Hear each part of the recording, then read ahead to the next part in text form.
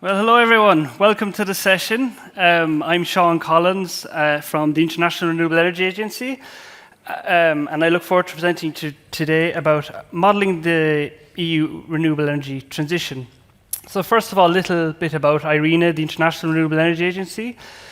It's an agency with 170 member states, and our mandate is to support countries with the advancement of renewable energy across the world. And we do this through assisting with policy advice, supporting innovation analysis, and producing roadmaps, exactly like I'll be presenting to you today, which aim to dive into the issues affecting the energy transition across the whole energy system.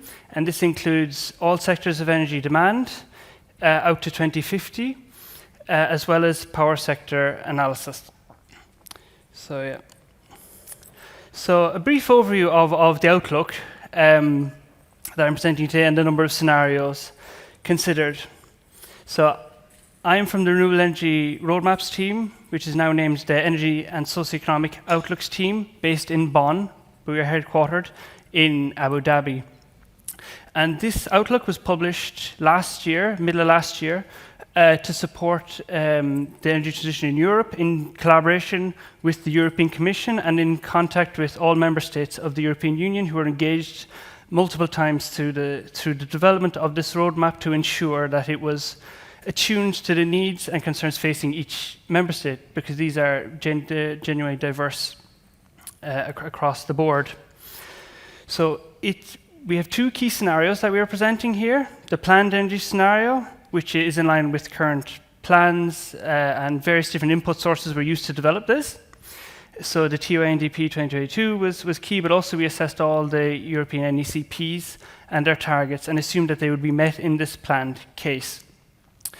The decarbonising energy scenario is an alternative path which also seeks climate neutrality, but it enhances it with the view to accelerating end-use electrification, renewable capacity rollout among various other measures, with a view to energy security and competitiveness. So the key goals of this outlook is to bridge the technical and high-level policy dynamic affecting policymakers today, while ensuring that it is robust and relevant on the technical side.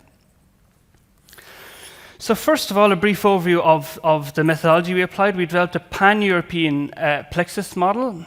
This is a map courtesy of NSOE. It is not our map. The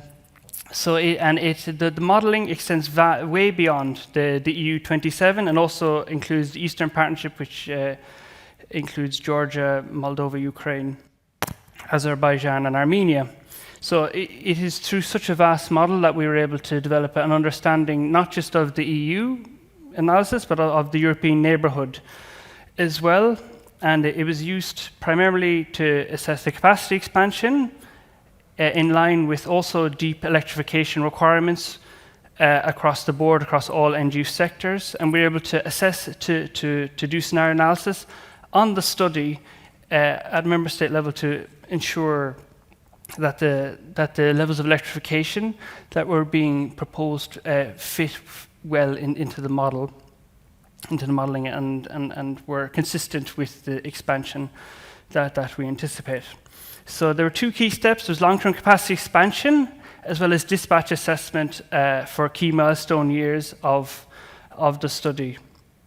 And scenario analysis was used to assess a various range of technical dimensions and ensure robust pathways and to enable a deeper understanding of the European system going forward. So first, I'll give you a brief overview of the overall results that we have. These are the results for the primary energy supply across the EU in both scenarios, and this is rapidly reducing over the horizon, largely due to electrification. But in terms of keeping with the renewable energy target for 2030 and assuming the meeting of NECPs, in the planned energy scenario we consider, the renewable energy target is still not met regarding this, and this still has a lot of the ambition of the NECPs in there. So, and the decarbonised energy scenario we've produced does meet it just about by 2030 as well.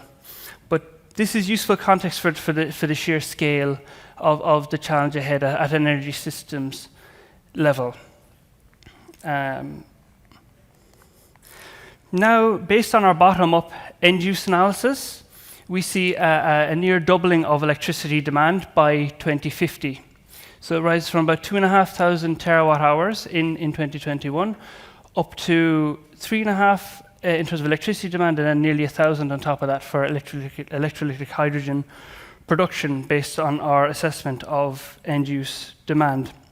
And this corresponds to about just short of 20 megatons being produced by 2050. And then we would retain a certain level of imports then also. So you can see, based on this, the transport sector alone rises 17-fold, which is a vast increase compared to today. And what became clear through the analysis is that the timing of this electrification, the timing of rollout of transmission and flexibility are key. So electrification is one key component, but it needs to be met in line with capacity expansion. And modeling this on a member state level allows us to understand how industry is expanding across the EU, what is involved with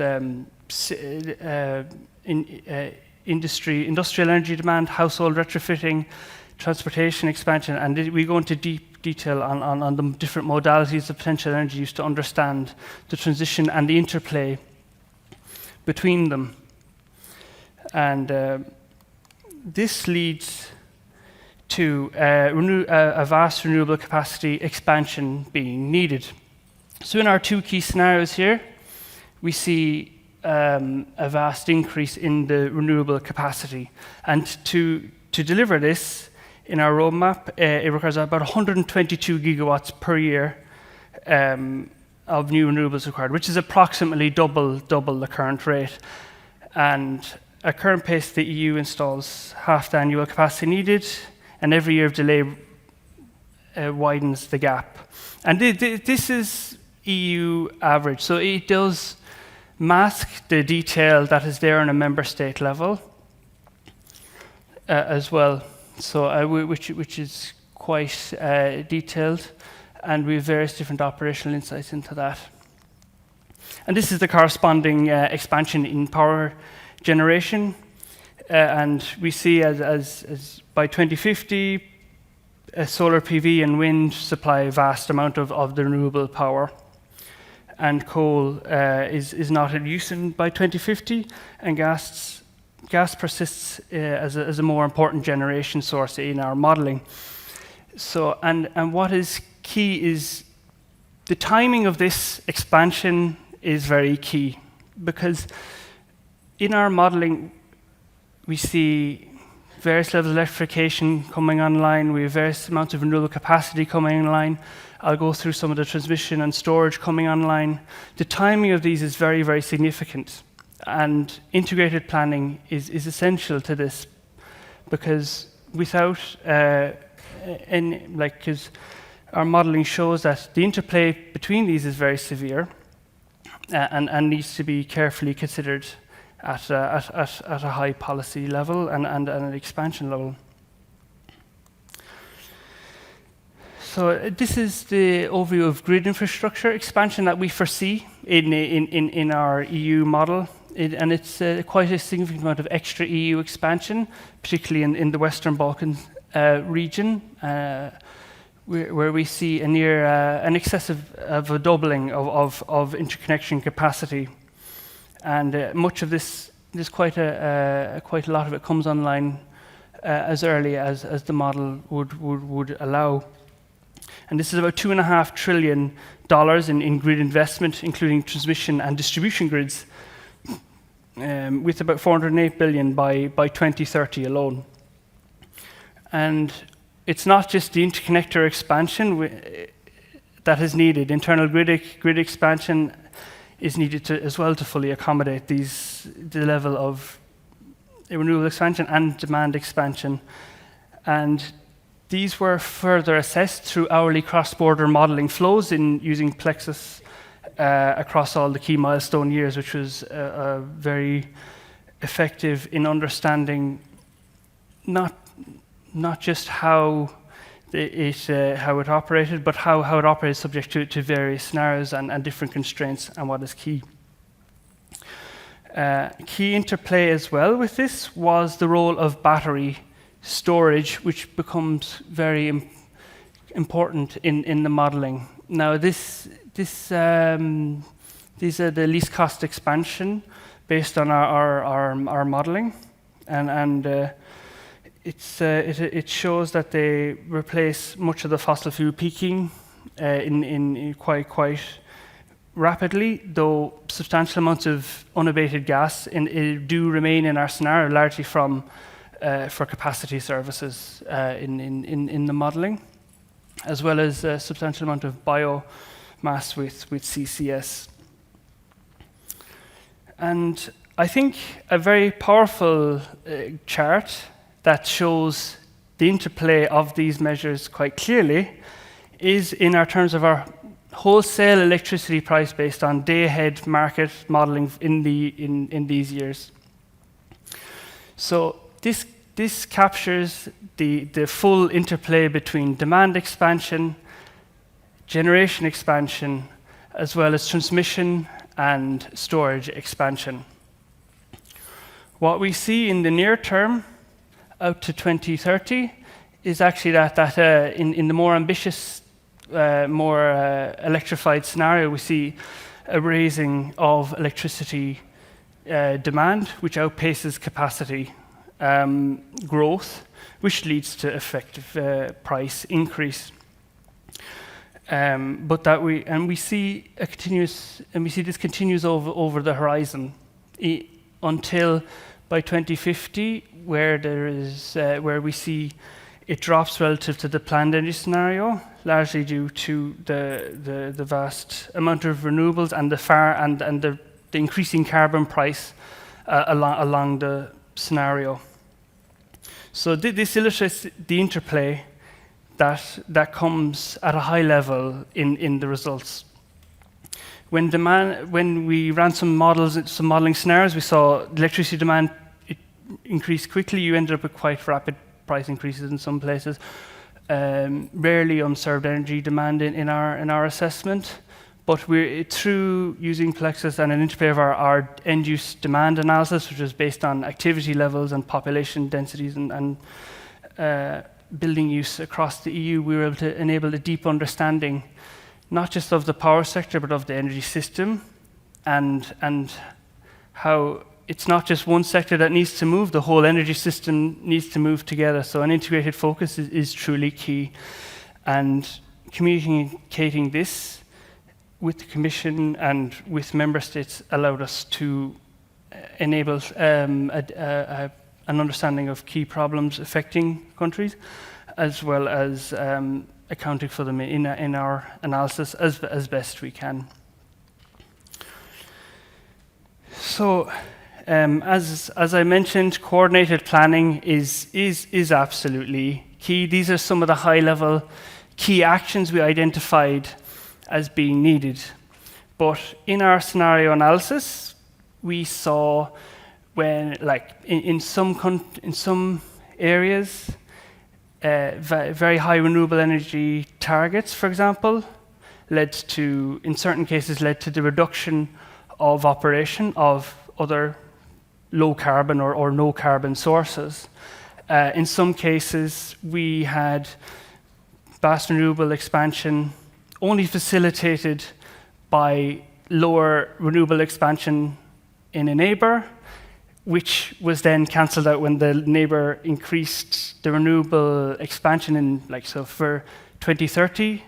And then by 2040, the neighbor increased their renewable expansion, and those exports were the country was no longer able to make those exports, so they had vast renewable curtailment in that case. So you ended up with combining various heterogeneous targets across the EU into a single model, and seeing the timing of them being incredibly important, because if the timing wasn't appropriate or was undone by an inability to export the power. There was vast curtailment in one region. In one case, you had curtailment of renewables due to a lack of transmission expansion. In others, you had vast price differences between different nodes in certain cases. And this highlighted how a synchronized, coordinated expansion planning is key. And it raises, and poor coordination of this expansion raises system costs and results in slower decarbonization than the coordinated EU approach. And this table shows several key measures that are needed across the energy system in our roadmap. So we see a vast increase of wind and solar, reaching almost 2,300 gigawatts by 2050. We see a vast level of storage and flexibility that was outlined. Before, we assess the level of heat pumps that are needed at a country level, high levels of building efficiency, and electric vehicles across the board. So, So these are the core goal of this was to move from targets and ambition to action, and the study aimed to deliver the key priorities for that. And it was encouraging to see the grids package published in December 2025, which implemented faster permitting, and the Energy Highways initiative, which prioritized grid expansion in key areas. And these were key results from key insights from our study as well. So it's encouraging to see that action in that regard. So these are just some of the key insights that were from our study. And all this is available freely online. The study is published and fully available. And if you have any further questions, please feel free to reach out. But key insight was the most priority in terms of emissions across the horizon was a phasing out of coal, due to it surely being the most emitting generation source. As discussed, the vast expansion of the doubling of renewable, the doubling of cross-border transmission capacity, scaling renewables and storage in the way that is needed. And we see here some key indicators of the scenario and of the scenarios considered. And electrification is by far the key measure that we see in terms of energy demand, and that would be the key measure that is limiting the achievement of the renewable energy target in the EU by 2030, because the sheer difference in emissions levels, and that this compounds over time if the delay is meaningfully impactful on the emissions and the renewable energy goals. But a major point as well is the far lower hydrogen production that we see than where it was in the Repower EU goals, for example, which first saw 20 megatons by 2030. So, and our assessment on bottom-up energy demand helped us understand exactly how and where this hydrogen demand would come from. And just to reiterate, coordinated EU-wide planning is kind of one of the most key insights that result from this study. Without it, challenges arise in system operation across the board and achieving the renewable energy targets and emissions reduction targets sustainably over the long term. Thank you very much. So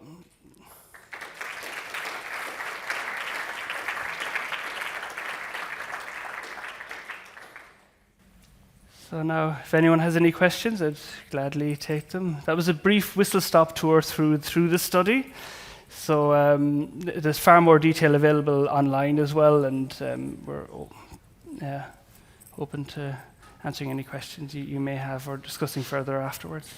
Yeah, thanks a lot for the presentation. Two questions. One on on the design of the scenarios and maybe the definition of the cost optimization. I'm quite surprised that in the decarbonization scenario or the DES scenario, the nuclear share does not, or the nuclear capacity does not increase. If you do a power system cost optimization, it's maybe a French bias. But I would have expected, similarly to RT results, to see an increase of nuclear capacity to further decarbonize, related to the assumption, I guess. And second question, on the last slide, on the different key KPIs, how from these results do you address potential Dunkel-Flout events? Because battery storage capacity would kind of run short of generation. So why do you not maintain like decarbonized thermal capacity or some other capacities to secure the system? Yeah, no, good questions. Yeah, thank you very much.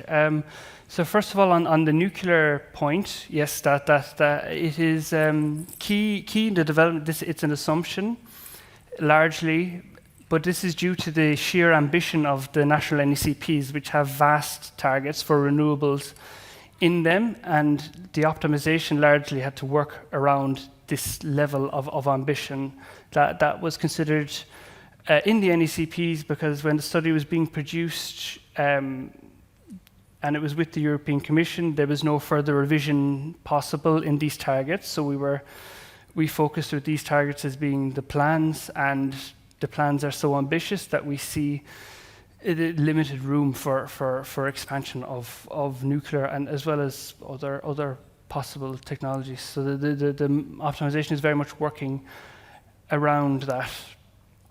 And in terms of the Dunkel-Flout type assessment, this is a very hard thing to assess, especially with regard to a long-term scenario. But we did dispatch analysis of key milestone years under various different conditions and various different weather years. So we optimized based on a single typical year, but we did stress test this with some low renewables years to help give us a feel for the challenges. And actually, in these runs, the problems that we saw of islanding could be even worse in some of the really bad or challenging weather years.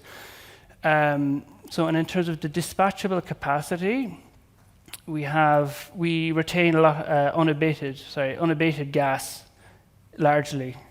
So it's which is offset through, given its limited operation, is largely offset through biomass CCS and other emissions capture or saving in other parts of the energy systems analysis. So we have a lot of battery, but we do retain a lot unabated gas there, as well as hydrogen long-term storage in our modeling, which is not present here, but we have a substantial portion of that, which serves about 2% of the electricity demand in the EU across the year.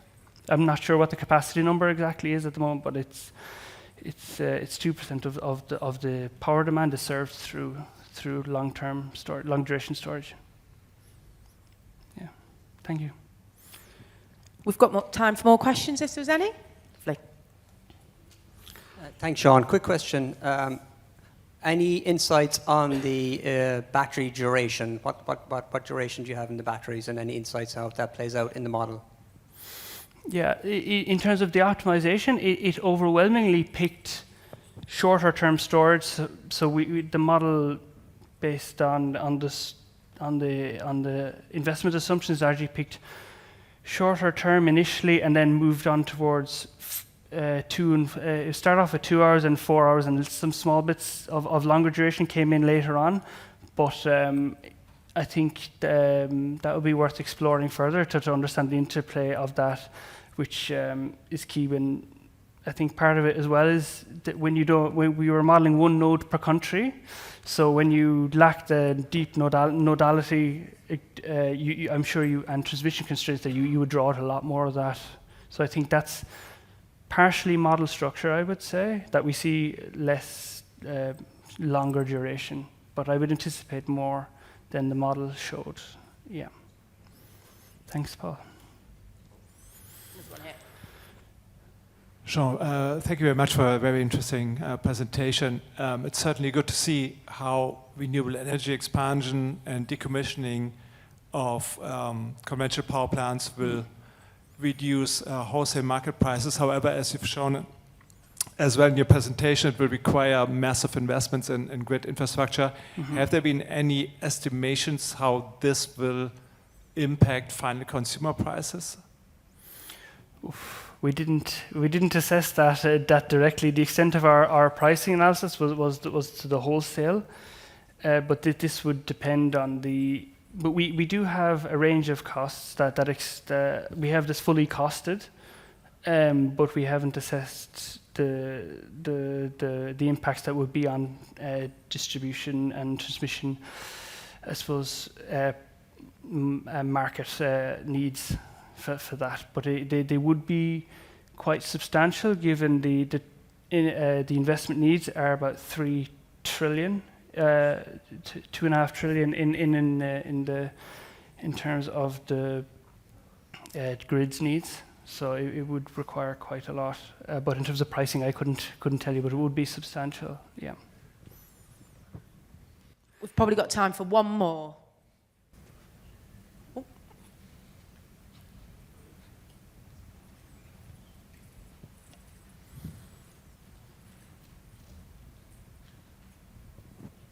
Maybe one technical question on the PLEXOS parameters used for the long term. What optimization window duration did you use for the 2050 target year? Was it like single days, weeks, months to ensure that the system was finding a solution? We did. It was based on a single several days per quarter was the assessment there in terms of the long-term horizon in a single shot. Yeah. But given the vast ranges system, we assessed this deeply in terms of the operational aspects as well to fully make sure that the system we were seeing in terms of the capacity expansion matched the ST and the MT, of course, yeah, needs. Yeah. Lovely. Thank you so much. Mm.